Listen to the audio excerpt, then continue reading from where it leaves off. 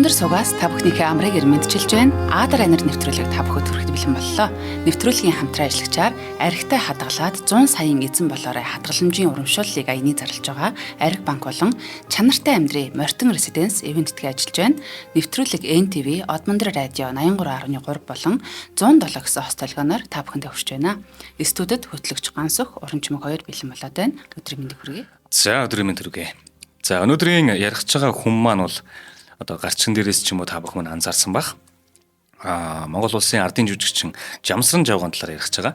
За тэгээд эхэнд нь бол нэг иймэрхүү зүйлсийг дурдъя гэж бодсон. Ер нь бол яг хуу манай одоогийн залуучууд энэ Жамсран Жав гэдэг хүний талаар ярихлаэр баг мэдэж магадгүй. Бидний үе болон манай аав ээж үеийнхэн бол яг энэ үеийн талаар бол бүр маш сайн мэддэг.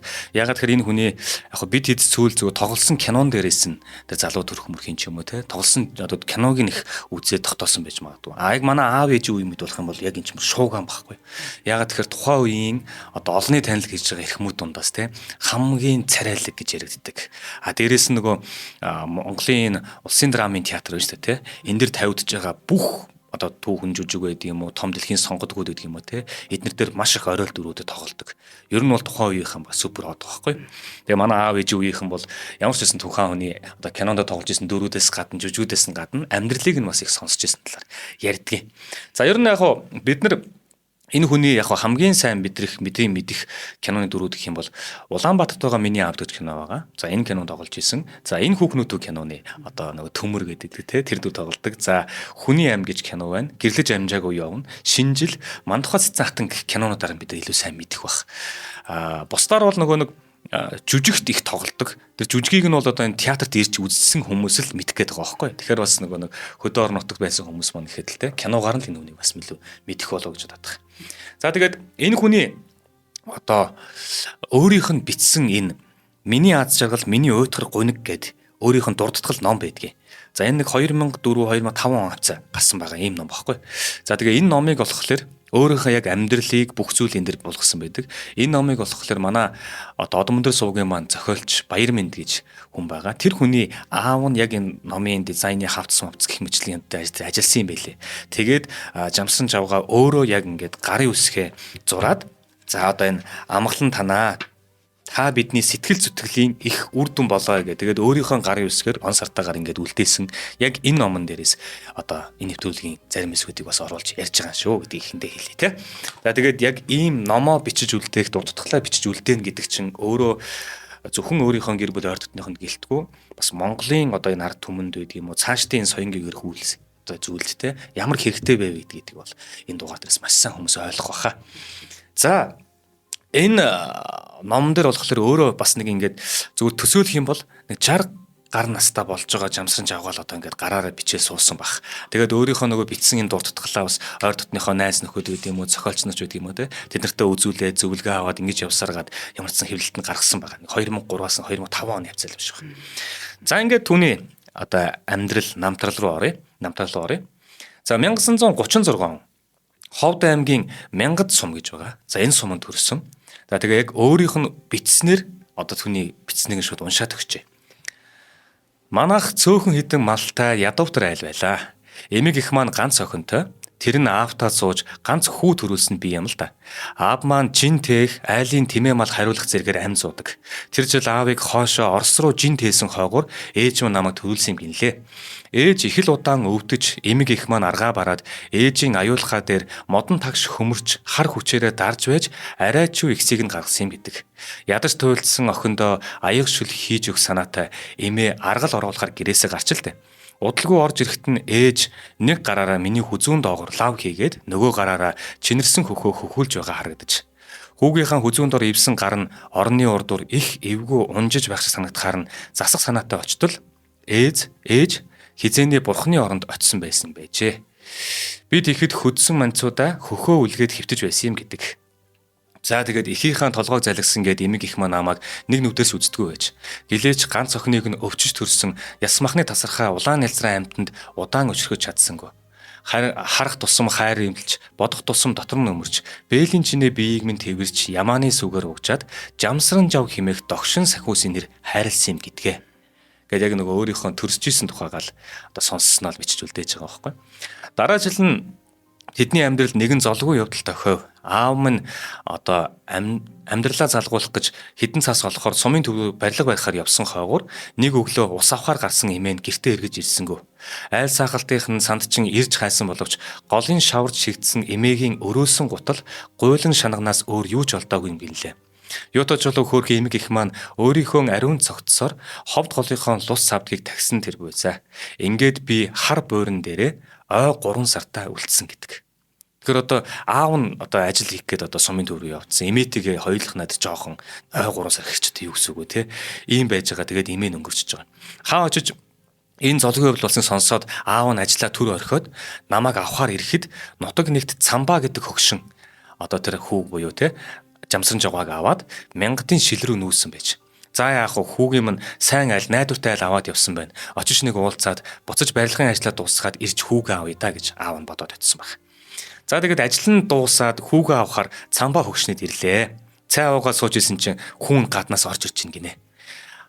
Ам хамар нь нэлдээ сүү тараг болцсон чилдэн бор биетэй сэгсгэр жаал хаалгаар орж ирэнгүүтээ аавыгаа хараад хатавч налан толгоогоо гэлжилгээд зогсоод байхаар нь наашир миний хүү аавдаа иргэсэн чинь гараа сунгахад ээжээ гэж харлаад нөө цам хөгшний самганы хүзүүгээр тэврээд авсан гэж байгаа. Одоо ааваасаа бэргээд ш танихгүй ингээд ш тэ. Аав нь хүүгээ авч явах гэтэл явахгүй гэд уйлаад харна цам хөгшний самган. За тэгвэл ээж нь хамт явъя гэд авдарнаасаа шин дээл гутал хувцас гаргаж өмсгөөд хамт гарч моринд гоё имэйл тогож бэлдээд явах гэж байгаа хүн болж хуурж ээж үлдсэн гэдэг. Ингиж айл дурах төгсөн хүү төрсөн эцэгтэйгээ учирч хамтдаа байх болжээ. Хөөрхөн эцэг нь ганц хүүгээ хүний царай харуулахгүй гэж явсаар 8 настад нь хорлоо гэгч өндөр бор өсгүүтэй танилцж 40 жил хамт амьдрахдаа 6 охин, 2 хүү, нийт 8 хүүхэд төрүүлсэн өнөр өтгөн айл болжээ гэж. За тэгэхээр түүний бага насууд яг ингээд өөрийнх нь битснэр үлдээснэр бол ингэж үлдсэн байх нь. За цааш нь аав минь эрдэм ном эд хөрөнгөөр гаргууд нэгэн байсангүй. Эгэл их ажлын хүн гэвэл эцэг минь байсан. Юугаар баян түүгээрээ дайлан гэдэг шиг аав минь өөртөө байсан гол баялаг болох амьдрах ухаанаа өвлүүжтэй надад. Аав надаар хоолны гурил зууруулж, төмсний хальс арилгуулж, хоньны бүтэн мах эвдүүлж, мах төхөөрхийг нямбаалан зааж сургасан. Аав наадмын урьд шөнө бараг л нойр авахгүй. Үүл манаж хонноо гэ гараа явчихдаг гинэ. Тэгээ өглөө эрт орж ирэхдээ бараан зүсмийн морь төрүүлж бөгөөн зүсмийн адуу удаална гэж ярьж орж ирдэг гэж байгаа. Тэгээд маг наадан болоод морьд ирэхэд яг л хэлснээр нь болдог байсан. Айгуу сонирн байсан гэж өөртөө. За жоохон том болсон хойно нь хүүгээрээ мод харуулдуулж хаалга цонх хийж газар хагалж ногоо тарихыг заасансан гэж байгаа. Тэгэхээр ингээ баг багаар насанд нь тааруулаад сургаал байсан байх нь хүүгээ.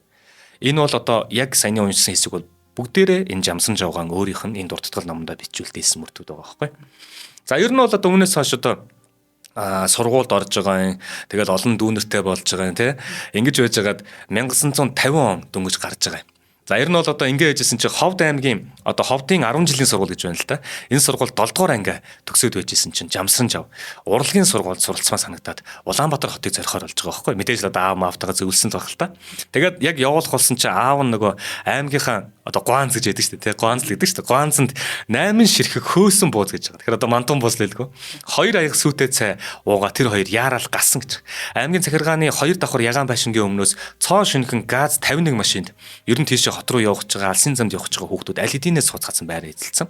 За тэгээд ер нь бол хүүгээ аав нь одоо урлагийн сургуульд явна гэдэг зам руу үдэж өгч байгаа юм байна аймгийн төвдөрөөсөө.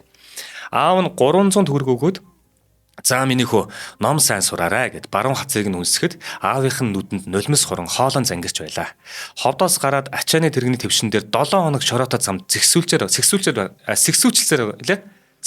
байгаад шар хөвийн дөрвөлж дээр гарч ирэхэд анх удаага тэнд нөгөө засмал зам гэдгийг харж байгаа. За ингээд засмал дээр гарч ирээд ер нь бол хот руу чиглэсэн гэсэн үг. За ингэж явсараа хотод ирсэн гинэ. Тэгээ хотод ирсэн чинь айгүй сонио. Очих айл майл гэж одоо мэдхгүй. Тим айл майл байхгүй заяа. Тэгээ явсаар хагаад ирсэн чинь нөгөө авчирж байгаа нөгөө машиных нь жолоочтой тээврийн жолоочтой ингээл тээврийн тавчин дээр ирдэг юм байл та. Тэн дээр ирэнгуут нөгөө хүүхдүүд нь бүгдээрээ буугаал явцсан. Манай хон ганцаар болдсон. Тэгээ чи хаашаа явахын хинний очих юм гэдгсэн чинь таньдаг айл байхгүй. Сургууль сурах гал ирсэн л гэж байгаа байхгүй. Тэгсэн чинь нөгөө жолооч нь за яг би одоо таньдаг хүний да чамайг авчиж өгдөө. Чи ер нь ямар хэрэгээр ирсэн гэсэн чи урлагийн сургууль сурах гээд гэж байгаа юм. За тэгээд тэрнлүү чин дагуулж өгөх хүн байгаа юу гэсэн байхгүй л гэсэн юм шиг. Тэгээд за энэ жолооч л өөрөө хөрхий дагуулад нэг чиглүүлж өгье гэж бодоод нэг таньдаг айлын да танилын да авчираад төр буулгацсан гэж байгаа байхгүй. За тэгээд Нөгөө урлагийн сургууль гэдэг нь хаана байдгийг ч бүүмэд ингээд хөх аатласаар өнгөлсөн хөвөнтэй дээлтэй. Тос нэвтэрсэн цоохор ууттай ааруултай. Улаан таван хушуудаа цэнхэр дайланбан номын цүнхээ авал өглөө манай гарч байгаа. Одоо хаачих байгаа. Сургуулаа олгож байгаа юм байлгүй. Хотын сонио хачин сонирхож явсаар хагаад нэх гой цэвэрхэн том талбай дээр ирж ин гинэ. Тэгсэн тэ талбайгийн голд нь болохоор нэг морьтон ир баруун гараа дээш нөргөө зогсыг харсан. Оо сүрлэг гэж ихтэйхэн. Тэгэл очиод нөгөө хөшөөгчөнд тойрж үзээл. Тэгсэн чинь нөгөө хөшөөг нь тойруулаад ийм төмөр гинж амандаа зуусан чулуун арслангууд эрхлэх адил номхон хөвтөж гинэ. Энэ нөгөө нэг хүмүүсийн яриад байдгсэн Сүхбаатарын талбай нь бололтой гэдээ одоо мэдчихэж байгаа. Өнөө холбосон төмөр гинжин дээр нь сандаал суугаал хоёр хөлөө савчуулаад сууж исэн чинь нэг цэрэг хувцастай ах ирээд ингэж болохгүй ээ гэсэн гэж. Тэгэн гутал манай хүн зөрүүлээд аха урлагийн сургууль хаана байд юм бэ гэсэн чинь ордноос хоошоо нэг буудлын орчим яваад бийдээ гэсэн гэж байгаа. Ордон гэдэг нь юу гэж хэлээд байгаа мэдэхгүй, хотын хойд тал нь бас аль хинч мэдэхгүй, ерөөсөө харсан зүгээр угаал заа гэж явсан гэж байгаа байхгүй. Ингэж бодолж явсаар хагаад түмэн хүүхэд бужигнсан нэгэн сургууль дээр ирсэн гин. Тэгсэн чинь тэр нь болохоор хүн эмнэлгийн техникум байлаа гэж байгаа байхгүй. Тэгээ энийг хайгаад үзэхлээр ер нь яг хоо яриад байгаа энэ урлагийн сургууль нь бол манай энэ Суйс муу юм шиг байгаа. Яг тэгэхээр Суйс чинь 1945 оноос ахуулаад одоо тэгээд дараад нь 47 он 49 он гэдэг ингээд шинжилгээ явдаг байхгүй. Тэгэхээр 45 он манай хүн чинь 50 гаруй онд ирдсэн байгаа гэхээр Суйс нь Суйс урлагийн сургууль гэж Суйсыг хэлээд байгаа байхгүй. Тэгээд талбай дээр суужгаад хоошоо гэдгийг энэ манай хүн мэдхгүйгээр урагшаа авчиж байгаа байхгүй. Тэгээ энэ хүн эмнэлгийн техникум гэдэг нь болохоор одоо манай энэ эрүүл мэндийн яам юм шиг байлээ. Тэнд тэгээд ийм хүн эмнэлгийн юунууд чинь 1920 оноос ахуулаад ингээд хичээлээд эхэлсэн сургууль байгуулад эхэлсэн байдаг. Тийш очсон гэж. Тэгээд энэ төөч бодолж явж исэн чинь ашгүй тэнд нь нутгийнх нь нэг хүүхэд найз нь явж ин гинэ Батачир гээд. Тэгээд нөгөөдгөн төгөө тааралтай бөөм баяр нөгөөдг чинь. Тэгэл тэврэлтэл за ямар сургуульд ирсэн гэж асуусан чинь манай хүн болохоор урлагийн сургуулийг хаана байдгийг мэдэхгүй байна. Ер нь чи одоо яах гэж байгаа гэсэн чи би энэ сургуульд орох гэж байгаа. Энэ хүн эмнэлгийн сургууль. Чи ер нь ийш очиж хоёлаа хамтдаа сурчиг нөгөө найз нь тэгсэн гинэ. Тэгсэн чи тгий гэдэг тэр дороо шууд эмч болыг шийдээд шалгалтанд орлоо гэж байгаа. Ингээд шалгалтандаа тэнцсэн. Тэнцээд энэ хоёлаа ангаахын оюутан болж байгаа байхгүй. Нөгөө урлагийн сургууль бараад ирсэн хүмүүс байхгүй. За тэгээ найз нь байгаа учраас найзыгаа дагаал мэдээж нөгөө таньж мэдгүй газар нутгийнх нь нэг хүн байхаар чинь тэрийг л бараадахыг бодох байлгүй дээ, тийм. Ингээд ангаахын сургуульд орё гэж шийдээд хоёлаа эмч болохоор шийдэж байгаа. За нөгөө алдарт Монгол улсын бүгд Монгол ард улсын ардын жүжигчин хүн чинь одоо энд ирдсэн тэнд одоо нэг 50 он гэж одоогоос нэг 70 гаруй жилийн өмнө ч юм уу те тэнд ингээд эмчийн сургуульд орохоор болоод явж байна. Хувь тавилан бай тий. Тэгээ яг хоо энэ дээр нэг зүйлийг нэмээд хэлэхэд бидүүлээ нөгөө ингэдэг штэ. Сайхан тухайн үед бол сайхан л байдаг л да нөгөө фэйсбүүкээр ч юм уу эсвэл нөгөө олон нийтийн сүлжээн дээр те өнөө хэдэн маань ирчихэж гээл. Тэгж байгаа л нөгөө нэг нийтээр амьдрах соёлыг хараахан сурж амжаагүй байгаа тэр хүүхдүүдийг тэр залуучуудыг элдвээр хэлж хэдүүл хэдэн талаас нь мэрж гоё одоо инээлддэг кап авцгаадаг те энэ үйлдэл яг хуу тийм зүйлээр хошгинж байгаа хүнийг бас те ямар хуу тархитай хүн бэ гэдгийг бид нар хөндлөнгөөс хараад мэдэж болдог шиг ерөн зүгээр яг юм хөдөөнөөс ирж байгаа одоо жишээлбэл манай энэ жамсан жагууд харахад те бүр юм цав цагаан цаас ирж байгаа шүү дээ. Юу байгаагаа мэдэхгүй, талбайгаа мэдэхгүй, тэн дээр нь очиж сууж болдгооч мэдэхгүй, тэгээ хүн амьтаа асуухаар зүг чигээч мэдэхгүй. Ингээд цав цагаан цаас шиг ирсэн байгаа хүүхдүүдийг хідүүлээ. Ингэж нэг муухагаар хэлгээ болио. Цаашдаа энэ хүний амьдрал угаасаа бүр юм айгуугай хайр татан байхгүй. Тэгэхээр ялгаа байхгүй яг одоо гэсэндээ оюутнаар сурж ирж байгаа залуучууд маань гэсэндээ яг л ийм хүүхдүүд ирж байгаа шүү дээ те. Тэгээ магадгүй гой туслаад заагаа зөвлчлөө. Тэр чин насан туршийн чин найз чин байж ч болно шүү дээ тэр хөөрхөн хүүхдүүд те. За хоёул хамтар хэлж ярьчих тийх үү. За нэвтрүүлгийн хамтран ажиллагчаар чанартай амьдрын Мортон резиденс ивэнттэйг ажиллаж байна. За зайсан толгойн зүүн талд Америк сургуулийн дэргэд байршилтай чанартай амьдрын уриатайгаар хэрэгжиж буй Мортон резиденс төсөл нь нийт 3 блок 12 давхар 375 айлын юм хотхон юм байна. Тэг одоо бол ашиглалтанд 100% орчихсон байгаа. За 2 дугаар ээлжийн 58-аас 122 м2 бүхий 2-оос 4 өрөө 252 айлын бэлэн байрыг та бүхэндээ яг одоо санал болгож байна. За яагаад энэ байрыг сонгох гэж те одоо би та бүхэнд онцлог давуу талуудыг одоо тайлбарлаж өгье. Ус цэвэршүүлэх нэгдсэн систем төслийн хэмжээнд суйрлуулсан. За тийшээ бол бас нөгөө усны асуудал их яригддаг. Тэгэхээр энэ бас маш чухал асуудал. Айл бүр ус цэвэршүүлэгч гэртээ тавих шаардлагагүй. За энэ төслийн хувьд бол нэгдүгээр ээлжийн айлуудаас устай холбоотой ямар нэгэн санал гомдол ирж байгаагүй.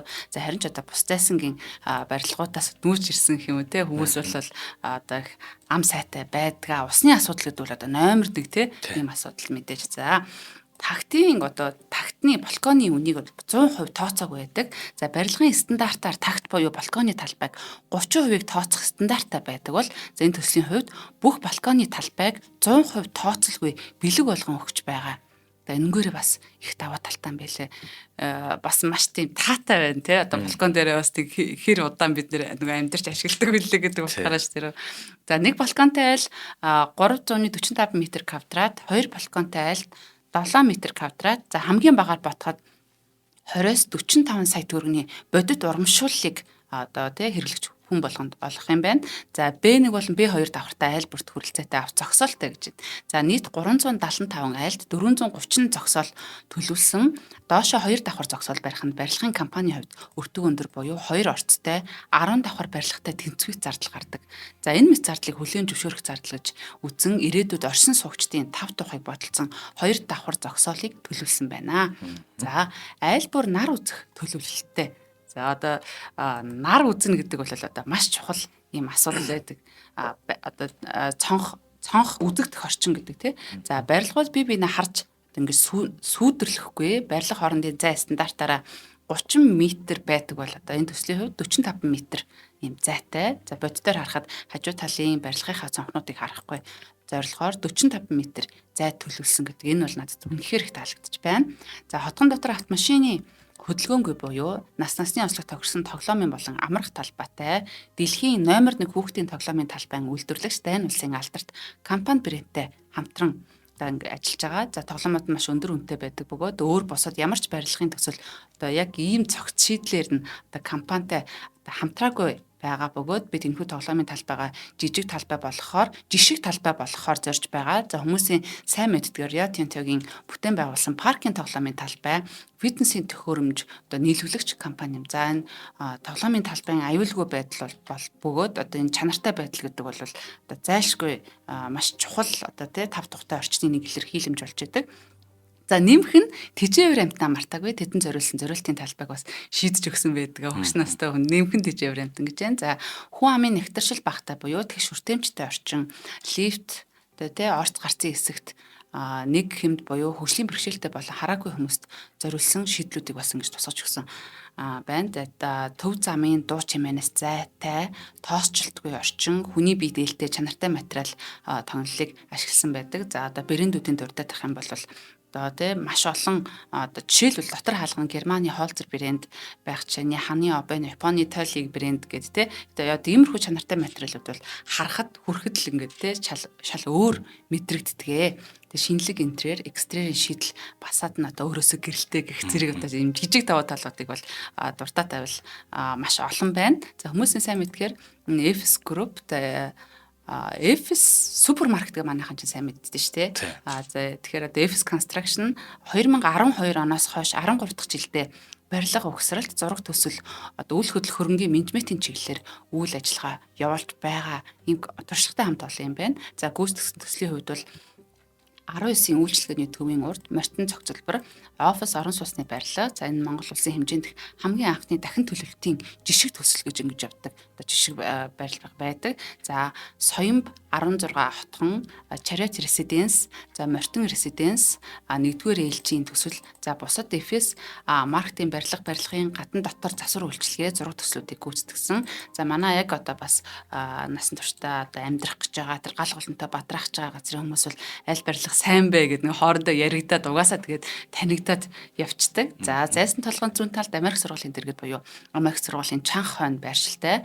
За борлуулалтын алба төсөл дээрээ одоо ингэж байршиж байна. Мөн загварын байр ажиллаж байгаа тул төслийн талбайд ирж төслийн гүйцэтгэл ашигласан материалын чанар барилгын компани ажлын зохион байгуулалт гэх мэт бүх талын мэдээллийг та бүхэн манд бодитоор очиод тий ярилцаад харж үзээд авах боломжтой. Борлуулалтын албаны явцын дугаар 76 тэгтиг 67. За мөн одоо Facebook дээр та бүхэн маань Мартин Residence гэж латинаар бичээд дагчих юм бол бас мэдээлэл авахд илүү амар хэлбэр байдаг тий. За тэгээд та бүхэн илүү дэлгэрэнгүй мэдээллийг 90-70 техник гэсэн дугаараас аваарай. Тэгээд Атар Анир манай од мөндрийн маань энэ сайхан нэвтрүүлгийг эвэнтгэн хамтран ажиллаж байгаа Мартин Residence-тэй маш их баярлалаа. Танай хамт олонд амжилт хүсье. За баярлалаа. За ингээд нөгөө урлагийн сургууль сурах гэж байгаа хүүхэд маань 90 гутлаа найзаагаа дагаад эмч болцсон. Гэтэ яг энэ сургууль сураад ёстой л олон зүйлийг сурч мэдсэн гэж байгаа өөрөө. Дээд курсийнх нь ах нь манай жамсан жамд нөгөө зураг угаахыг зааж гэж байгаа байхгүй. Юу ч хоо хоосон тийм цагаан цаасыг те тавхтаа юм дүрээл хүний дүрс гаргаад ирсэн чинь нөгөө ч гайхаж алмаарж байгаа. Юу ид шидүү юу вэ гэл те. Тэгээ энэ болгоныг сураад. Дээрэс нь гэрэл зураг сонирхож эхлээд мөн хажуугаараа хичээлээ хажуугаар нөгөө боксинг дугууланд явж байгаа. Боксинг дугууланд суралцаад 2 дугаар зэрэгтээ тамирчин болсон гэж байгаа шүү. Юмд бас адтай. Дараа нь Зөв толгойд улсын мэрэгчлэлтэн Шибановын удирдсан буудлагын спортоор хичээлж улсын 3 дугаар зэрэгтээ мэрэгэн бууж болсон гэж байгаа. За ер нь бол одоо ингээд нэг оюутан болж илэн гэсэн үг шүү дээ. Тэ оюутан болоод юм руу ороод тэр болгондоо бас зах цухаас нь хүртэл яваад байгаа. Юмд авьяастай байна манай хүү. Тэгээд дээрэс нь бас өвчтөнд цусаа өгч хүнд доктор, хүндэт донор болж исэн. Тэгээ өвөл хүүтэрхээр албан газрын нөгөө ил жорлон гэж байдаг байсан тухай чинь. Тэгээ ил жорлон чинь бас ухаад тэгээ энэ мөс усыг нь хагалж өгöd ч юм ингээд хэдэн дөрөг олно. За хувцас хунар хичээлийн одоо хэрэгэл идрээга тий. Юу л бол юу хийж байхад ингээд өөрөө болгоод яваад байгаа. Ийм хөө байхгүй. За тэгээд өөрөө бас уран зураг сонирхноо. За усан болон тосон бодгаар хүмүүсийн хөрөг зурж өгнө. Бас мөнгө олчихно. Дээрээс нөгөө хуучир хөгжим ба штэ. Хуучир хөгжим, лимп хөгжмөр тоглоод дээрээс нь дуу дуулна. Уран зохиолын ном уншиж чөлөөт цаг өнгөрөөдөг гэж байгаа. За тэгээд ер нь бол ингээд юу л хийгээл зү хийгээгүй юм байхгүй. Юм л бол юм ингээд хийж ягаад аль болох өөрийгөө болгоод яваад байгаа. Энд чи цаанаас тэгээд нь штэ. Тэгээд давхар эн чинь нөгөө нэг юм болгоныг хийгээд яваад хахаар хүмүүсийн нүдэнд бас өртөөд эхэлж байгаа штэ. Тэ сургуулийнхаа багш нар гэдэг чинь энэ хүмүүстэй өртөөд. Тэгээд дээрээс нь манай энэ мах комбинатын клуб гэж байгаа байхгүй. Энэ клубд нэг юм гадна талд нь юм одоо тавих гэсэн юм зотон дааван дээр яста хаяг маяг юм байхгүй. Тэгсэн чинь тэр клуб одоо комбинатын тэр клубт нь 80-ыг харьцах 120-ын хэмжээтэй тийм зотон дааван дээр Сталины босоо хөрөг зурж өгöd 250 төгрөг хүртэл авч ирсэн гэсэн. За ер нь бол оюутан багт бол манай он бол тий авьяастай. Ингээл өөрийгөө болгоод 250 төгрөг хөлсөнд нь авч ирсэн. Ингээд эн чинь бол өөрөө бол тухайн үед нэг тэгж амар баяжчихж илээ гэж байгаа байхгүй. Тэгэхээр их л мөнгө юм шиг байна. За өстө болох хийж болох өстө бүгдийг л хийж явж байгаа байхгүй. За ингэж явж байгаа 1 жил өнгөрлөө. Хойдон жилийнх нь бүр өвөл боллоо. Шинэ жилээр оюутнуудын концертанд орж шүлэг уншиж, хуучир хөгжмөр тоглож, дуу дуулж, арай л бүжгэлсэнгүү дэлчин жөглөө гэж байгаа байхгүй. Яг энэ үеэр нь урлагийн сургуульд хүүхүүд элсүүлэхээр жүжигчид багш нар явж байгаад манай концертыг үзэж таарсан гинэ. Тэгэхээр одоо тэр нэг хүн эмнэлгийн сургуулийн тэр одоо концертыг те шинэ жилийн тэр тоглолтыг нь одоо хуучны жүжигчид болон найруулагч нар явж үзчихсэн байгаа байхгүй. Яг нөгөө сургуульд нь мэдээж нөгөө хүүхдүүд шалгуулах гээд ирээд орж байгаа л да те. Тэрнээс гадна одоо нөгөө урлагийн хүмүүсийн нэмхийн тулд байгууллагуудын концерт гэх юм уу төмөр замын соёлын ордны концерт гэж байд юм энэ сургуулийн концерт гэж юм очиж үзээд тэндээс ингэж хүүхдүүдийг түүж авдаг. Одоо манай нэг дамжаагаан дугаар дээр гардаг байхгүй. Дамжаагаа ч болохоор нэг төмөр замын театрт ажиллаад байдаг. Тэгсэн чинь тэнд нь яг нөгөө нэг кино найруулагч тэрийг нь үзсэн байж таарж агаад тэнд нэг гитар тоглодог орос хэлтэй тийм жүжиглдэг залуу байх хэвээр тэрийг авчиргээд анх удаага нөгөө анхны дүр нь ямар дүр гэдгүүлээд шууд кино руу оруулж ирдэг. Нэг ийм тохиолдол байдаг. Яг тэрнтэй адилхан тэр хүүхдүүд явж байгаа гэсэн. Тэгсэн чинь тэр концертыг үзчихсэн тэр урлагийн сургуулийн одоо хүмүүс болохоор 10-аад хүүхдийг шигшиж авч ийн гинэ. Тэгээд шалгалтанд оруулъя. Урлагийн сургууль орох шалгалтанд оруулъя гэдэг. Тэгсэн тэндээс нь болохоор цэрэн дижид ган төмөр халзангийн довдон гэдэг ийм хүмүүс одоо тэр техник юмас хүн эмнэлгийн техникоос шалгарсан байгаа байхгүй. За эднэртэйгээ хамт. Тэгээ эхний шатандаа нөгөө тэнцсэн энэ хүүхдүүдийг нь болохоор хоёр дахь шалгалтанд оруулахынхаа өмнө нөгөө нэг урлагийн сургуулийн багш нар чинь улсын хөгжим драматик театрт хэд хэдэн жүжиг концерт үзүүллээ гэж. За одоо энийг ингээд ойлгоод үзүүлээ. Чи ийм чиглэл рүү орох гэдэг ашиг үзүүлээд тэрнийхээ араас 2 дугаар шалгалт авах гэдэг байгаа байхгүй.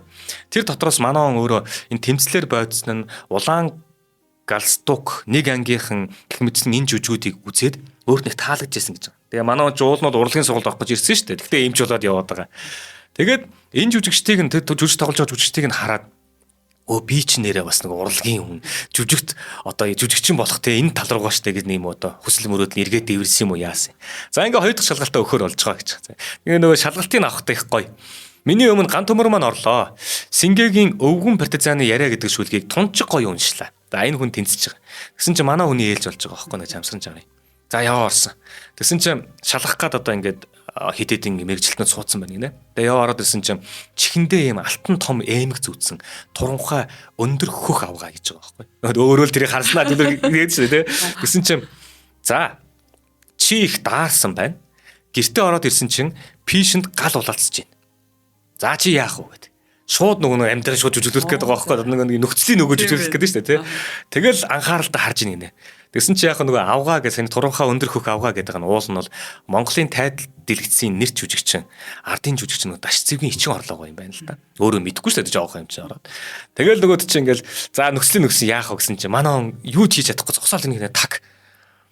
Тэгээ нөгөө авгаа чин харж ирсэн л нэг ширхэг пуушиг тамхи гэж байгаа манай нэг юм ингээд нугалдаг тамхи байдаг. Тэр пуушиг тамхи гаргаж ирэнгүүтлээ туранхаа урт хурууныхаа завсар хавчуулаад олон дахин нугалж агаад асаагаал за яасан бэ гэж дахиад асууж байна. Тэс нөгөө хүү чи хөдөлдөггүй.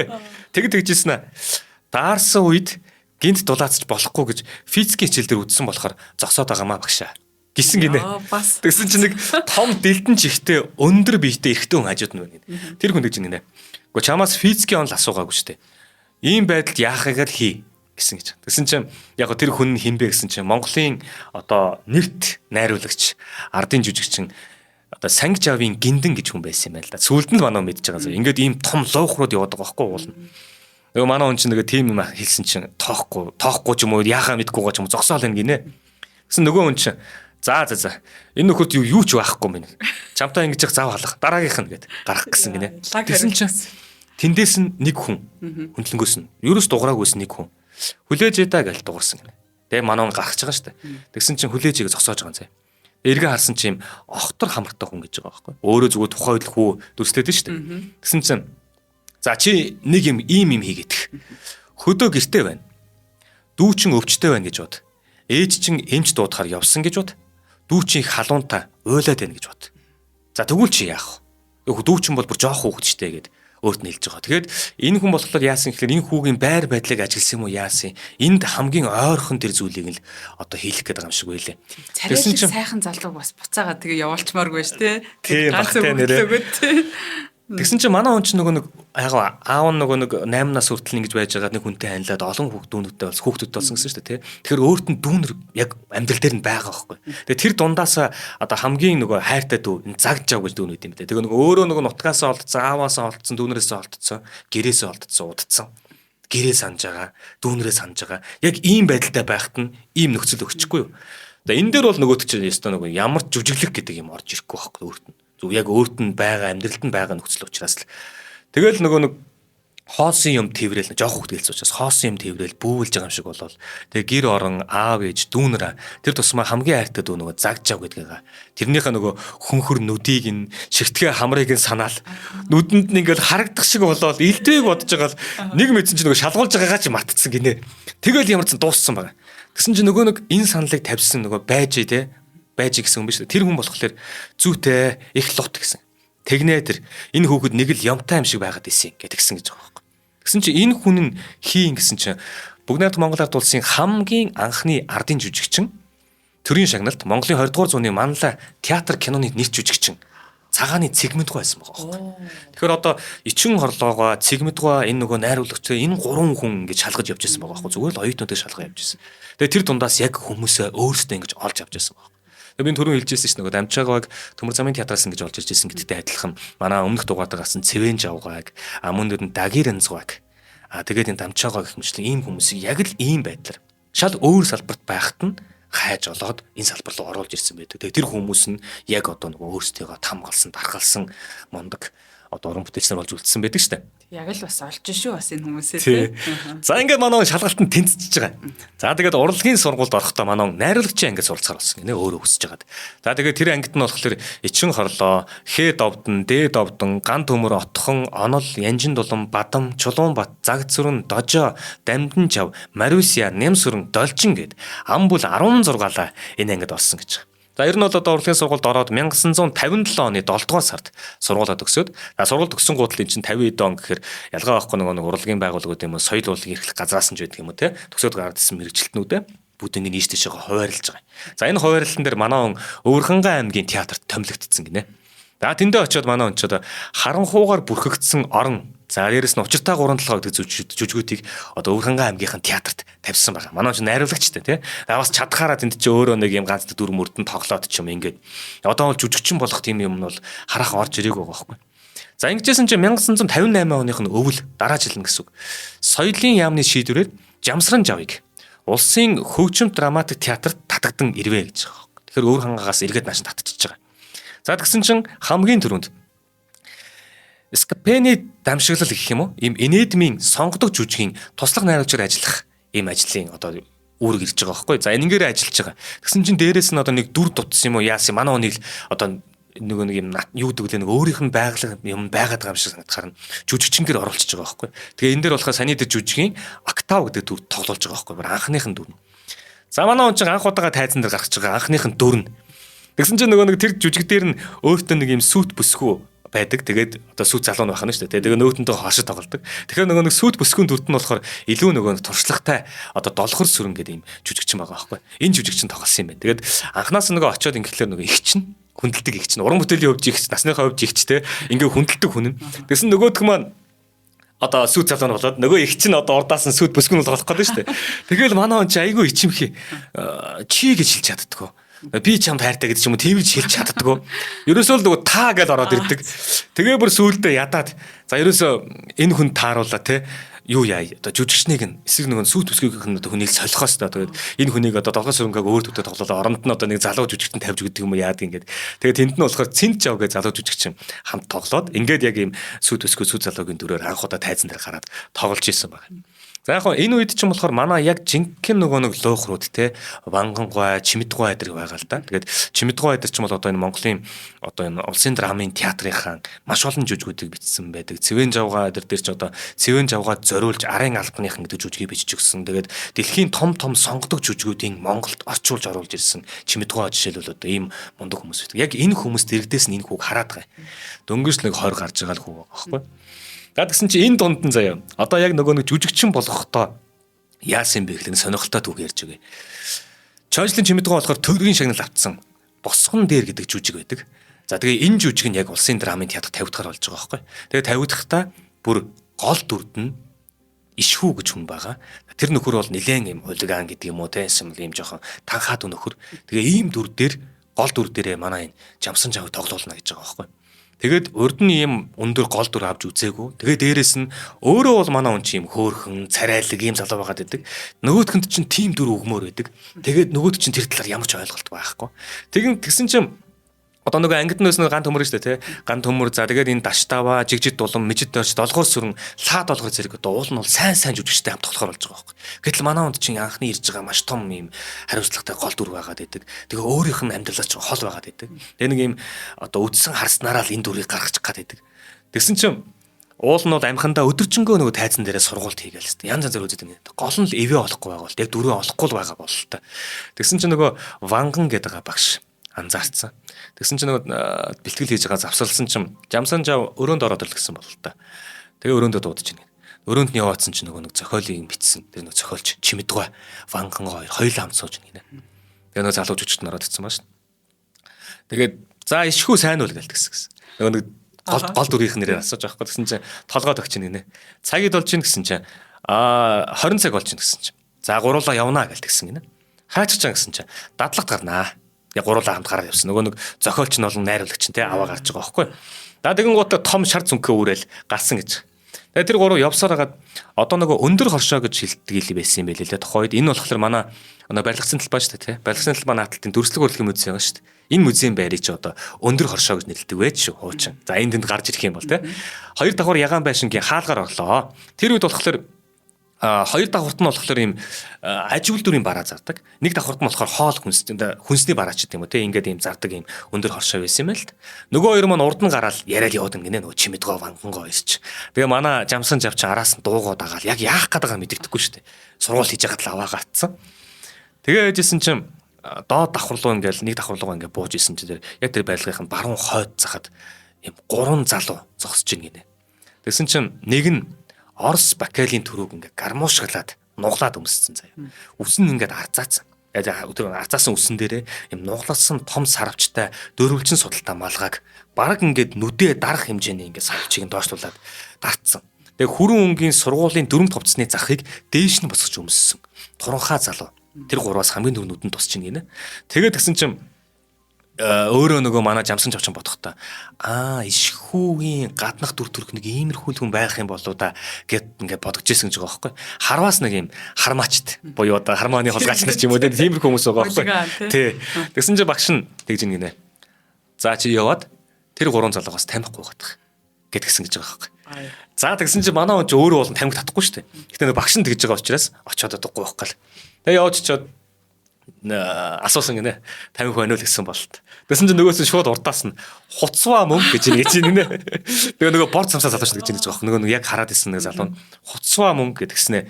Татхаа мэдсэн бол авхаа юунд мартав гээл юм атгаж авах гэж байгаа юм шиг баруун гарынхаа хороонуудаар сарвалгаж ирээд нүрийг нь хүчтэй базж байгаа юм шиг төлгсөн гэж байгаа. Одоо нэг хэсэндээ мангасцаа л гэсэн. Тэгээ золтоод хоошоогоо савд унчаагүй гэж байгаа манай Жамсан ч. Тэгээ нөгөө улсууданд төлгснээ дооёолол инээжснэ хулчгар амтэн гэл тэгсэн гинэ. Тэгснээ одоо хамрын сөрөглөө гэдэг байгаа байхгүй. Сөрөглөө гэдэг үг чинь болохоор одоо сөрөх ч юм уу те түлхэх ч юм уу ямар нэг юм эсрэг үйлдэлчтэй те. Тэгэхээр хоёр ч удаа хамрыг нь сөрөглөө гэж байгаа. Одоо хамрыг нь ингэсэн юм уу яасын цогсон юм уу мэдгүй заяа. Тэгэл зодоон тэгц гэж байгаа байхгүй. Тэгээ нөгөө гурав чи манай Жамсан жав чи нийлээл гурлаа пойлж чинь гинэ. Цусаа үзээд манай хүн чи харсан цус мус нь гарцсан.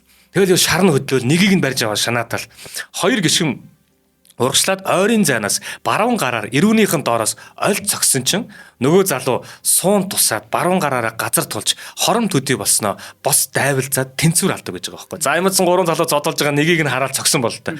Юуны төлөө нөгөө боксинг дугуулсан цолцдог байсан билээ дээ. Манай чинь зэрэгтэй тамирчин шүү дээ. Тэгсэн чинь нөгөө гурван нөхөр чинь нийлээд ингэж хахад нөгөө ванган багш чимэдгөө хоёр тэндээс бүр өмөөрчихөө. Бүр яахчгүй хамгаалахчгүй. Бүр танихгүй юм шиг зогсоод байна гинэ. Бүр гомдох шиг дотроо. Тэгсэн чинь нөгөө цагдаа ирээд нөгөө хоёр цагдаа ирээд тэдрийг ингэ салгаж чинь гэж байгаа байхгүй. Тэгэн гутлаа гурван ингэ дөрүүлэн нийлүүлээ барьвчлаад аваа явцсан. Цагдаад ар нуруугаа нутчуулаад гарахтаа эргээ харсан нөгөө хоёр багш нь таньж байгаа ч юм байхгүй тоож байгаа ч юм юу ч болоогүй зогсоод ингэ гэж байгаа байхгүй. Тэгээд нэг шөнийн турш гурван дайсантайгаа нэг өрөөнд хамт бүтэн шөнийг өнгөрөөхөр болоо гэж. За ингээ бүр өнгөрөөсөн заяа хамтдаа тэнд хонж байгаа нөгөө гуравтайгаа. За тэгээ маргааш өглөө нь төлхөр шажигнаал хаалга онгоос гэж. Тэгсэн нэг цагтаа орж ирсэн л. Жамсран жав гэж химбэл гэсэн. Би гэдгсэн чи. За намайг дагаа яв гэд. Нөгөө цагтаа дагаа гарсан гинэ. Тэгээд нөгөө нэг дагаа явсараад нэг юм урт модон сандалтай өрөөнд орсон чинь тэнд нөгөө чимэдгэн сууж гинэ. Зохиолог бидсэн чимэдгэн инээгээ зогсож гинэ багш нь. Өлсөж чи. Тэгж ийн гэл манай онч ууртай хэлсэн. За тэгвэл явж хаал идэ гэл нөгөө чинь дагуулж гараал. Тэгээ ойр авд нэг хятад гуанз байсан бол та түүнд ороод нэг тавг хууцаа хоёр аяг чихэртэй бас авч өглөө гинэ нөгөөдгөнд. Тэгээ нөгөө чи идчихэл дуурахгүй жоохон бохимдох. Дахиад идэхүүл гэсэн. Тэгээл гэсэн гэж. Юу авах вэ гэсэн. Цөв авъя гэд. Нэг цөв аваад нэг мантууд авч өгсөн гинэ.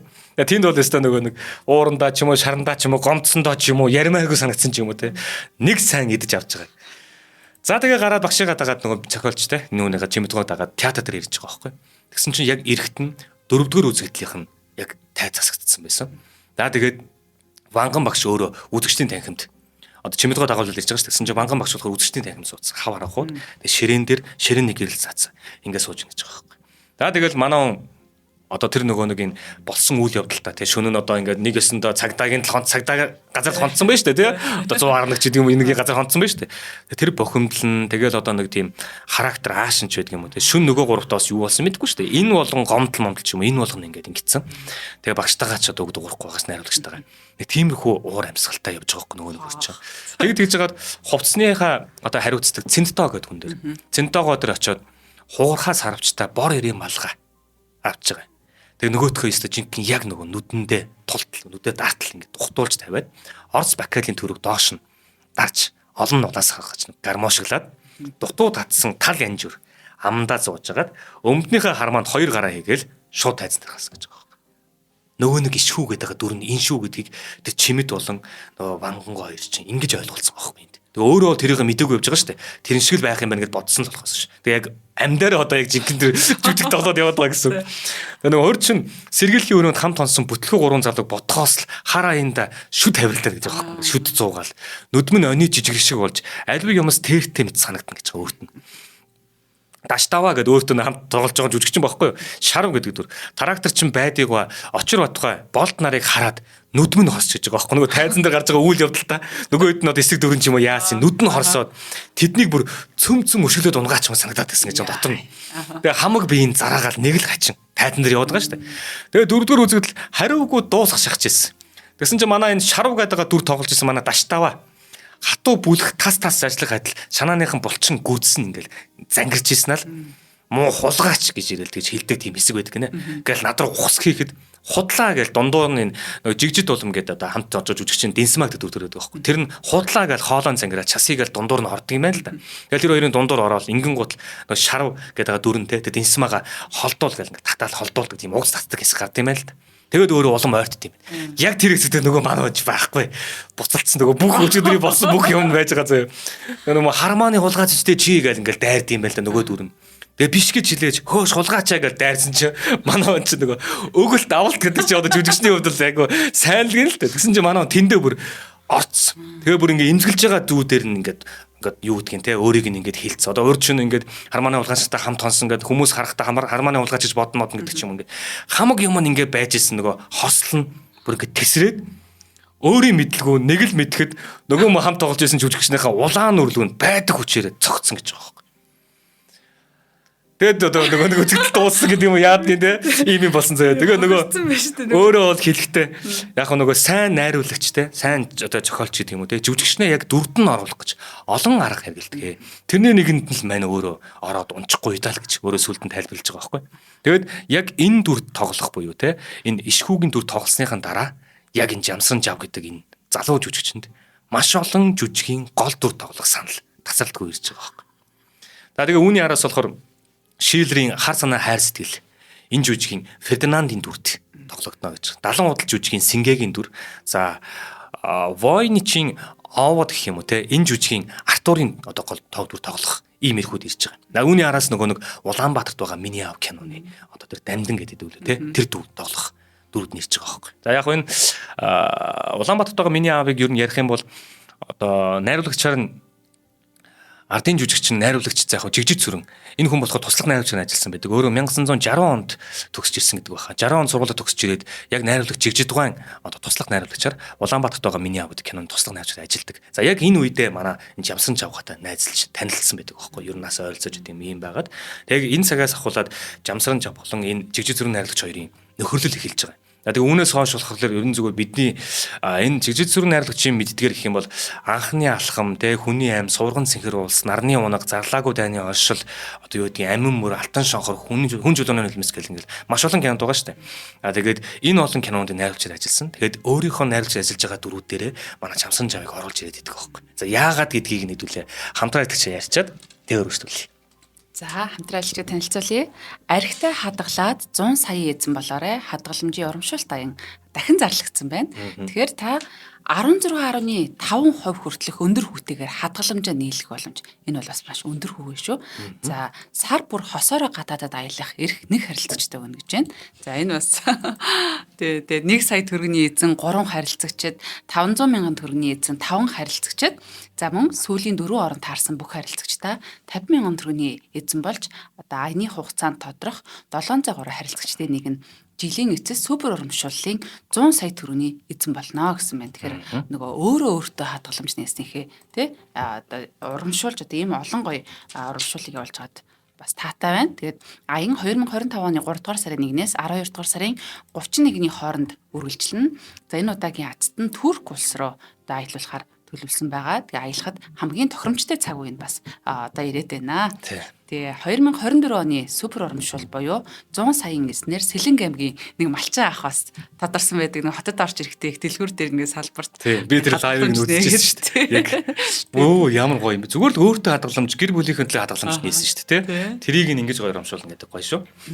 За Ариг банкнд 16.5 хүртэлх хүүтэй хадгаламжуудаас сонгон шинээр хадгаламж нээлгсэн, хадгаламжаа сунгасан, хадгаламжтай орлого нэмсэн 50 мянган төгрөг тутамд урамшууллын нэг эрх аван одоо тус урамшуулд оролцох боломжтой гэж байна. За 50 мянган төгрөг тутамд гэдэг бол бас маш олон урамшууллыг авах бас боломжтой юм байна. За холбогдох хугацааны дугаар нь 70 10 гэсэн байна.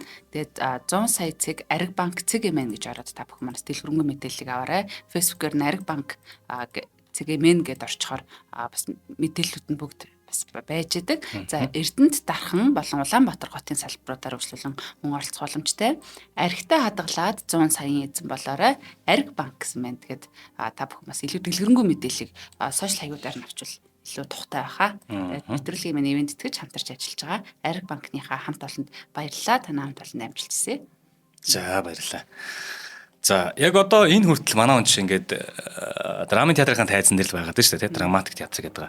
Ер нь бас энэ зүйлийг хэдүүлээ ер нь гоё мэддэг хүмүүс гарвал асуумаар юм шиг үлээ. Яг энэ хүртэл одоо улсын драмын театр гэсэн нэртэл яваад байгаа. Драматик театр ч юм уу тий. Бид нар ч болохоор улсын драмын эрдмийн театр гэдэг шүү дээ тий. Яагаад эрдмийн гэдэг үг орж ирсэн бэ гэдгийг би одоо энэ хэсэг дээр задлах юм. Тэгээ энэ нэвтрүүлгийн хамгийн одоо бүр чухал хэсэг нь энэ хэсэг байж ч магадгүй. За ингээд ер нь бол манай кино руу орохоор дөрүүд одоо урилгууд гэдэг юм уу те ирээд эхэлж байгаа. Энэ үед ч бол манай кинонууд нэлээд саягдаад эхэлсэн. Ингээд 1960 онтоос болгосон. За 60 он, 59 он, 50 эд оны сүүлчээр 60 оны ихээр Монгол Германы хамтарсан уран бүтээл гаргахаар болоод тэр өнгөт кино гаргана тэргэлтэй ингэдэг шүү дээ. Германд нээлттэй, Монголд нээлттэй. За тэрний хөгжмийн зохиолчор нь Монголын хамгийн шилдэг хөгжмийн зохиолчор бид нар ажиллуулна. Яагаад гэвэл энэ кино Монгол кино учраас гэх мэтчлэн ингээл найруулагч нарын хооронд ингэж явж байгаад бидний мэдих Алтан өргөө кино 1961 онд гардаг байхгүй. Тэгсэн чинь яг түүнд Алтан өргөө киноны Сүмбэгийн дүр тоглох урилга ирсэн байсан. Үүний урд нь болохоор шүү дээ. Яг энэ дүргийн урилга ирэхээс өмнө хэсэг хугацааны өмнө ч юм уу те Улаанбаатарт байгаа Миний аав киноны урилга ирсэн байхгүй. Тэгээ энэ Улаанбаатарт байгаа Миний аав кинон дээр энэ дүр тоглохоор болоод Архангаа руу явцсан.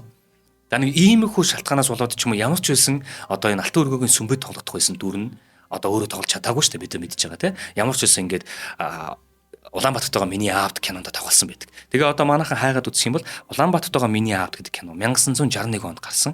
Алтан өргөө кино 1961 онд гарсан. Яг юм давхцсан шүү. Ер нь нэг юм болсон байдаг. Ганцаг үеийнхээ гол төрийн саналт бол одоо тий манай хүн ба явж исэн байх шүү гэж бас харагдчих. За ингээд ер нь бол одоо кино одоо нэг найз нь те жигжиг зэрэг гэдэг шүү дээ. Тэр найз маань одоо өөрөө бол киноны маш сайн найруулагч болж байгаа. Манай Жамсан жагийн хувьд болохоор киноны юу киноны ч юм ер нь бол жүжигчин талаараа маш сайн жүжигчин болж байгаа. Хоёулаа ингэж хөгжиж байгаа айл талдаа. Тэгээ сайхан нөхөрлж явж байгаа л та. За тэгээд 1976 онд энэ Хүний аймаг гэдэг нэртэй кино хийгээд энэ кинон дээр болохоор одоо манай Цэрэн давгуугаа гардаг шүү дээ. Нэг юм гурван бас нэг юм жоохон үлдэх нөхөр мөхөр гараад идэг шүү дээ. Тэгээ Цэрэн давгуугаан дээр дүр нь болохоор тэр лүндүү гэж дүр байдаг байхгүй. За энэ дүр нь бас жоохон хүнд гарын нөхрийн дүр байхгүй.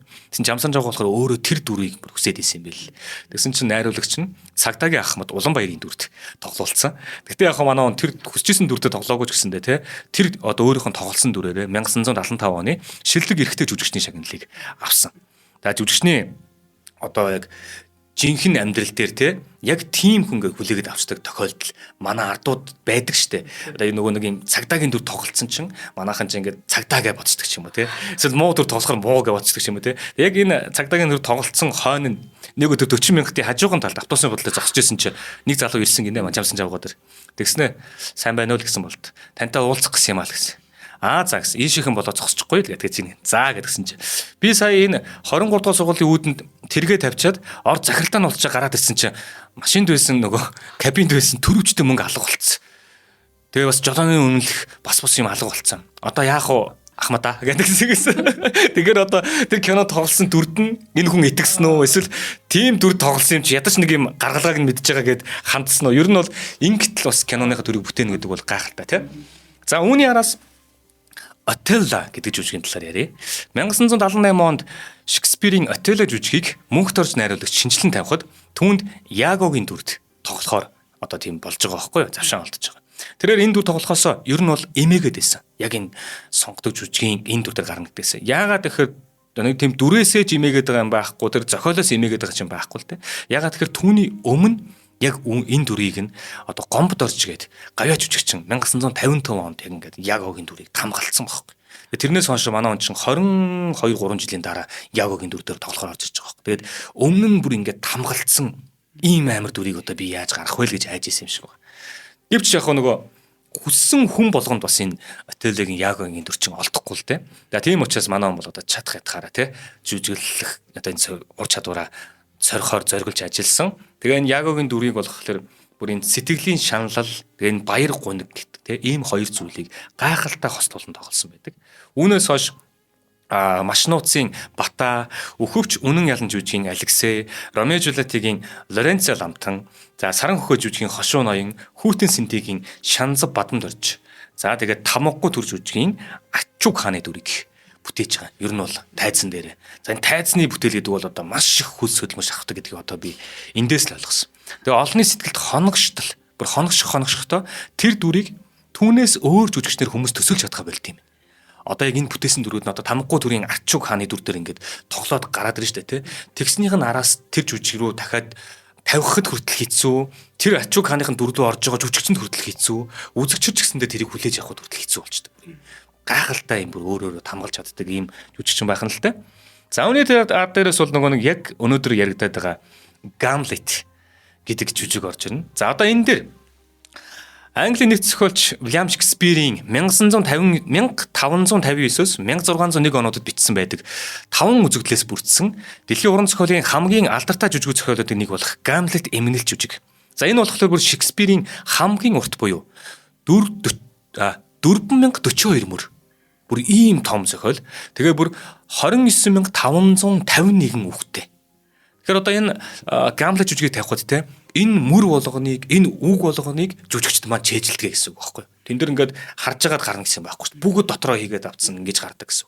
Жүжигчдийн маань хувьд ийм өндөр одоо ачааллыг хүлээдэг байна. За дээрэс нь Гамлетыг болохоор одоо түрүүний нөгөө вангангой чимэдгой дагуулж яваад ингэдсэн шүү дээ. Тэрнтэй адилхан яг чимэдгой ч өөрөө орчуулсан. Тэгээд галсан жав найруулад Монгол улсад анх удаага энэ Гамлетыг тавихаар болж байгаа байхгүй. За тэгээ ванган багш нь болохоор урд нь тэгж хэлж ирсэн юм байлаа. Нөгөө нэг ванган гэ найруулагч байгаа шүү дээ. Тэр хүн бүр урд нь хэлж ирсэн байхгүй. За ер нь бол ирээдүйд одоо ингээд театрууд ч юм биш үү те. Ингээд шатаа хахиулаад ингээд тавиад идэг. Дэлхийн одоо хичнээн театр, нэг улсад хичнээн театр байгаа шүү дээ. Тэр театрууд чинь бүгдээрээ хоорондоо юм зэрэглэлтэй гэдэг юм уу те. Ийм байгаа. Одоо жишээл Москвагийн театр гэдэг те. Их театр, Москвагийн их театр гэдэг ч юм уу те. Ийм нэшлүүд яваад идэг. Би түрүүний яриад байгаа нөгөө Эрдэмт театр болон Улсын драмын театр хүртэл энэ дэр хотлоо орж ирэх юм. Тэгээ нөгөө вангангой ч ингээд ер нь цаашдаа ийм жүжигүүдийг тавьж иж бид нар Монгол улсыг төлөөлж байгаа театр, дэлхийн театруудын одоо хэмжигдэхүнд ингэж хүрнэ гэдэг мэддэг. Тэгээ вангангой болохоор ирээдүйд манай театрт шүү дээ те. Энэ Гамлетыг тавина. Тэгэхэд Гамлетийн дүрд хэн тоглох вэ гэхээр нөө Жамсран Жав тоглоно. Бүр урд нь хэлжсэн байхгүй вангангой. Тэгэхдээ соёон урахгүй бол шүү дээ гэж хэлжсэн гэж байгаа. Тэгэхээр соёон урахгүй бол гэдэг нь яг хөө цаагаараа манай хүмүүсээ хэлж байгаагаар бүр ингээд бие тооцохгүй бол гэдэг юм уу, их цан суучихгүй бол, буруу явчихгүй бол ер нь бол яг Гамлетийн дүртэй Жамсан Жавл орж ирэх юм гэж байгаа байхгүй. За тэгээд яг энэ ёсоор буюу Жамсран Жав тэ бидний одоо аль эртний танил тэр жоохон хүү Гамлетийн дүр тоглох урилга нь яг өөрт нь ирж байгаа. За эн чинь тэгээд бүр 80 он руу бараг цолгож байгаа шүү энэ чинь. За тэгээд соёлын яамны жүжиг уран зохиолын хилцэн эрхлэгч төрийн шагналт зохиол Чимэд одоо 2-3 орчим одоо ингэдэг юм 2-3 орчим юм Гамлет жүжигийн зохиолыг Жамсан тавьж байгаа байхгүй. Одоо тэгээд гол дүр нь шүү дээ тий. Гол дүртэй авчирч байгаа. Өөрөө очилсан шүү дээ. Авчирч өглөө. Тэгэн гутлаа эхнийх нь хуудсан дээр нь Жамад гэж бичсэн. Тэгснэ миний ажил миний ажил дуслаа. Одоо чиний ажил үлдлээ гэж бичээд өөрийнх нь гараар бичээд яг Жамсан Жавд өгчээсэн байхгүй. Одоо тэгэхээр энэ Жамсан Жавд ямар их ихтгэл хүлээлгэж байгаа гэдэг нь бол ойлгомжтой болж байгаа тийм. За тэгээд энэ талаар яг өөрөө нөгөө нэг Гамлет тоглосон тухайга Жамсан Жавга энэ номон дээр бичгтэй болохоор юу гэж хэлсэн гэхээр аажмаар би сэтгэлийн минь Гамлет хөглөн. Тайзан дээр гарахын өмнө надаас сайхан илүү хүн хаанч байхгүй гэж дотроо ингэж өөрөөгөө ингэж бүрдүүлдэг. Тэгээд нөгөө нэг алдартай те оршихуу, эс оршихуу хэмээх алдарт ишиллээ ганцаараа уншдаг. За тэгээ хинтээш дуурахгүй, аль болох олонний хөлөөс хол очиж өөрийгөө бэлддэг байв гэж байгаа байхгүй. Тэгээд хилэн хөшиг нээгдэж зөгүй мэт дүнгэнэлдэх үзэгчд чив чимээгөө болж жүжиг эхлэхэд би Гамлетэд хуурдаг байлаа гэж байгаа. Тэгээд нөгөө нэг түүний уран бүтээлийнх нь одоо ханд гэдэг найз нөхөд гэдэг те тэр хүмүүс дундаас нь энэ Мегман Нарангой байна л да ардын жүжигч. Мегман Нарангой хэлэхдээ болохоор Жамсран Жав байгаагүй бол энэ Гамлет жүжиг манай театрын тайзан дээр тавигдахгүй ч байж болох байсан шүү. Тавьсан ч түүнийх шиг хэмжээнд тоглогдож чадахгүй байх байсан юм а гэж итгэлтэй хэлнэ гэж Мегман Нарангой хэлсэн байдаг байхгүй. Тэгээ яг жүжиг байна шүү дээ. Энэ жүжиг Гамлет тоглогдохдоо бүтэн 3 цаг 45 минут үргэлжилдэг энэ жүжиг. Тэгээ энэ жүжигийн төгсгөл хэрдэн шүү дээ тий. Яг энэ Жамсран Жавга өөрөө ингээл яг төгсгөл рүүгээ тохиол ингээ 3 цаг 40 минут үргэлжилчихэнгүүт төгсгөл рүүгээ ингээд бүр хил ам нь ингээд амар ээдэрдэг. Тэгээд нэм сохтуу ч юм уу гэмээр тийм байдал тоглолт. Ингээ ярьж марих нүрт хэцүү санагдаа. Тэгэнгүүт нөгөө хамт жүжиглж байгаа жүжигчтэн ч байдаг юм уу тэр арын албаныхан ч байдаг юм уу те хамт олон нь өөрт нь хэлдэг. Эсвэл руугаа яг ингээ хэл амжиж байгаа ээдрээд байна гэдэг.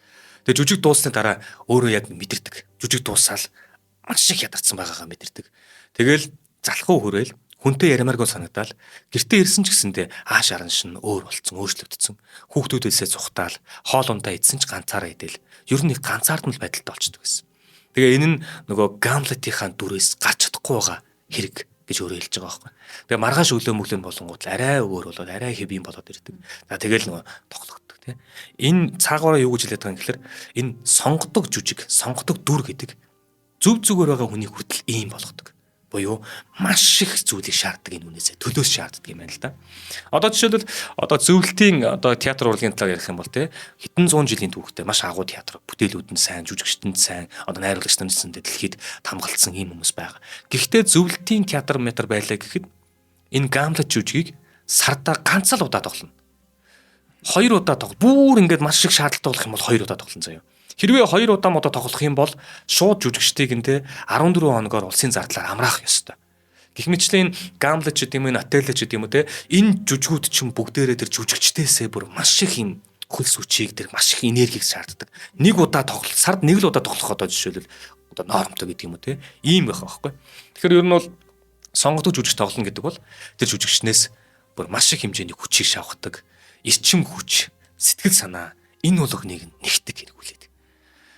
Тэгээ одоо яг энэ жамсан жавгаа хувьд болохоор Гамлетэд тоглосноос хойш цусны даралт нэгсдэг болсон. Тэгэл урд нь бол тийм байгаагүй байхгүй. Яг энэ тоглосноос хойш юм болсон. Тэгээ театр маань хажуудаа эмчтэй л дээ, байнга эмчтэй. Тэнгууд Гамлетэд тоглохоос өмнө даралтаа хэмжүүлд юм байна. Тэнгууд нэг 80 120 хавцаа гардыг байна л да. Тэгээ тоглохоос өмнө. Тэгээд жүжиг тоглоод дуусны дараа ороод ирэнгүүт 100 160 болтлоо өөрчлөгдсөн байдаг. Тэгээ ерөөсөө энэ нь бүр ингээд цаашдаа ингээд айгу биенд нь тогтцсон. Тэгээ нөгөө нэг ийм хэл, яриа, ирч хүч, сэтгэл санаа бүх юмд нь нөлөөлдөг тий. Тэгээ өөрөө нэг цусны даралт нь гэж нэмэгдэг болсон юм байна л да. Тэгээ ер нь бол өөрөө хэлэхдээ энэ бол Гамлет гэдэг агуу их бүтээлийн надад өгсөн шагнална гэж би бодд юм а гэж байгаа байхгүй. Тэр дүрийг авч чадсан бол төлөөсийн төлдөг байх хэрэгтэй л гэсэн ер нь санаа яваад байгаа шүү. За ингээл ер нь бол одоо Монгол улсад анх удаага энэ жүжиг тавигдсан байх нь дэлхийн агуу сонгодог бүтээлийг их орондоо монголчуудтай хүргэнэ гэдэг бол дэлхийн хүмүүстэй нэг зэндаанд алхах боломжийг бидэд олгож байгаа. Одоо ингээ Монголдо бид нар энэ Гамлетийг ч юм уу тухайн үед үзсэн хүмүүс маань гадаад руу дотоод руу өөр улсны улс төрний төлөөлөгчдөө ч гэдэг юм уу одоо хураа зөвлөгөө бүх юмд очлоо. Тэд нар Гамлет яриад инээлж яхад бидэрсэн Гамлет ярих хэмжээний байхгүй. Тэгэхээр энэ зүйлийг ингэж театр урлагаар дамжуул бидэд өгнө гэдэг маань тэр сонгодог урлагийн бүтээлийг буулгана гэдэг маань яг энэ театр урлагийн байгууллагын уран бүтээлч гэдэг дотор зөвхөн жүжигчин, хөгжмийн зохиолч, найруулагч биш те арын алба бүх хүмүүс зураач гэдэг ч юм уу. Энэ хүмүүс бүгдээрээ яг соён гэгэрүүлэгч хэлэхэд хинч марахгүй юм билэ. Үнэхээр соён гэгэрүүлэгч нар юм билэ. За ингээд 1980 онд те манай улсын драмын театрт 1980 онд энэхүү жүжигийг тавьж Эрдмийн театр хэмээх болцлыг хангаж байгаа. Болцол хангаж байгаа байхгүй. Ингээд 1981 онд 50 жилийнхаа ойгоор Эрдмийн театр болсон байдаг. За тэгэхээр ер нь бол энэ жамсран жавгаан талаар бид бүхний одоо бас мэдих төрийн шагналд ардын уран зохиолч Бавгийн лав зүрэнгээ болохоор юу гэж хэлсэн бэ гэхээр жамсран жав бол эхийн хөвлөд яс цуснаас бүрэлдсэн одоо алт юм. Энэ тунгаамал алтаар Монголын театр Гамлет, Фердинанд, Овод, Яго ишхүүг цутгасан юм аа. Ийм жүжигчин Монголын театр урлагт дахин заяах эсхийг бурхнаас л асуу гэж лав зүрэнгээ номынхын дутагдал дээр биччихсэн байдаг. За тэгээ 81 оны 7 дугаар сар засгийн газрын ёслолын танхимд одоо Монгол улсын гавьяа жүжигчин цолыг Пүрв, Миндбаяр, Сэлэнг, Жамсран жав нарт олгож исэн 81 онд 1996 оны 12 дугаар сард болохоор театрын хаан 65 жилийн ойгоор одоо дараах нь одоо ардын жүжигчин хэмээх хүндтэй цолыг энэ хүнд олгосон байт юм байна. За тэгээ 2005 онд 69 наснда нас барсан. За үзэгчдийн маань одоо сэтгэлд хоногссон, театрт хайртай, сонгодог урлагт хайртай энэ хүмүүсийн маань сэтгэлд хоногссон 100 гаруй жүжиг дүр бүтээсэн байна. 30 гаруй уран сайхны кинонд дүр бүтээсэн байна. 10-аад теле жүжиг, 20 орчим радио жүжигт дүр бүтээж өгсөн. Энэ хүн бол ерөөсөө Монголын театр урлагт маш том одоо гялалцах оддын маань нэг багхгүй. Тэгээ өөрөө бас нөгөө нэг найруулагчаас сурсан гэсэн шүү дээ, тийм. Найруулагчаас сурсан. Одоо маш олон бас жүжигчид найруулагчаар ажилласан байдаг. За тэгээд тоглосон дөрүүд нь бол одоо миний энэ бичсэн байгаа Word дээр ингээд 4-5 хуудасаараа ирээжлээд барахааргүй ийм их бүтээл байна. Тэгээ манай найруулагч бас дүрсэн дээр харуулж байгаа баха. Тэгээ өнөөдрийн нэвтрүүлгийг бол бид өхөн түрүүний ихэнд хэлжсэнаар тийм. Хүн өөрийнхөө дурсамж тухайн амьдралынхаа намтрыг бичиж үлдээнэ гэдэг бол ирээдүйн хооч үедээ гэр бүлтэй тэгээ Монголынхоо бас энэ соён гэгэрүүлэх таны мэдхүү соёл урлаг тэгээ юу гэдэг энэ болгонд оруулж байгаа маш үнэтэй хувь нэмэр юм шүү гэдгийг одоо энэ номны ард маш их зүйлийг ойлгож авлаа. Өөрийнх нь бичсэн миний аз жаргал миний уйтгар гуниг энэ ном болохоор одоо түрүүн хэлжсэн манай Одмондөр суугийн маань зохиолч Баяр Мэндийн аав буюу амгалан гэдэг хүн те энэ номны одоо хавц дизайн бүх юмыг хийсэн байдаг. Тийм болохоор яг энэ хүн өөрийнхөө гарын үсгээр өөрөө яг энэ номдыг бичиж өгөөд үлдээсэн байсан. Энэ номноос бас хэрэгтэй мэдээлэлүүд авсан байгаа шүү. За болсон. За баярлалаа. За нэвтрүүлгийн хамтран ажиллагчаар архитай хадгалаад 100 саяын эзэн болоорой. Хадгаламжийн урамшуулт аягныг зарлж байгаа Ариг банк болон Чанартай амьдрий Мортон резиденс ивэнтдгээ ажиллаа. Нэвтрүүлэг НТV Одмондөр радио 83.3 107 гэсэн хост толгооноор та бүхэндээ хүрлээ. Тэгэд Одмондрынхаа үзэг сонсогч нийт монголчуудаа энэ сайхан хүний ингэж үг түүхийг одоо нарийн ингэж мэдээлэл өгсөнд ганц бүтээх баярлалаа. Тэгээд дараагийн дугаараар олцъя. За баярлалаа.